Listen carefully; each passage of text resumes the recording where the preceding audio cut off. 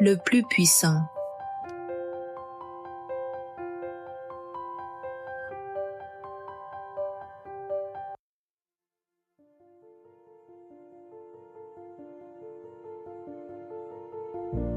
Un professeur de collège assigne un emploi à ses élèves.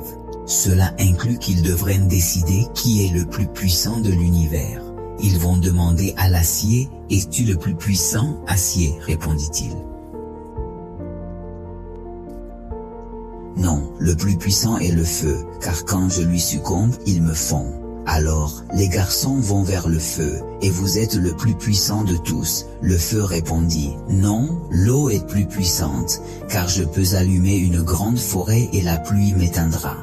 Ils demandent à l'eau, es-tu le plus puissant?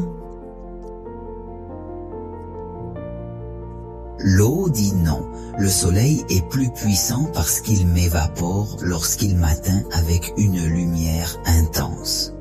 Ils ont demandé si le soleil était le plus puissant. Il leur dit, non, les nuages sont plus puissants que moi. Lorsqu'ils s'épaississent, ils ne permettent pas d'illuminer la terre. Poursuivant la routine, ils demandent si les nuages sont les plus puissants. Ils disent, pas les montagnes. Ils détruisent nos formes quand nous nous dirigeons vers eux et nous nous heurtons. Puis ils demandent les montagnes et reçoivent la même réponse. Non, les plus puissants sont ceux qui ont le courage de monter au sommet et d'être plus haut que moi. Ils continuèrent à demander et ils allèrent chercher l'homme. Il répondit, non, le plus puissant est la mort. Elle ne te pardonne pas. Finalement, ils se rendent chez la mort et lui demandent à quel point cela est puissant. La tête baissée, elle leur dit avec douleur que j'étais la plus puissante jusqu'à ce qu'un homme soit mort crucifié il y a plus de 2000 ans. Puis je suis devenue très heureuse parce que je croyais que j'avais encore réussi jusqu'au 3e jour qu'il ressuscita. Et à ce moment-là, je ne suis plus le plus puissant. Ne regardez plus, a-t-il ajouté. Parce que je crois que Jésus était, est et sera le plus puissant.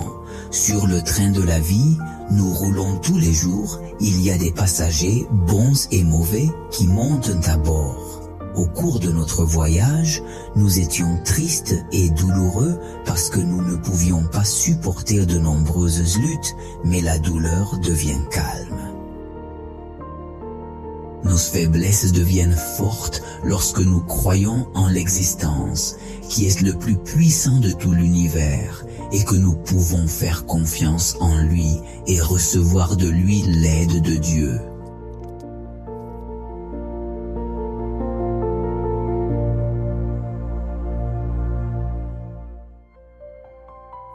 Car bien qu'il ait été crucifié dans sa faiblesse, il vit par la puissance de Dieu, car nous sommes aussi faibles en lui. Mais nous demeurerons avec vous par la puissance de Dieu. 2 Corinthiens 13, 4.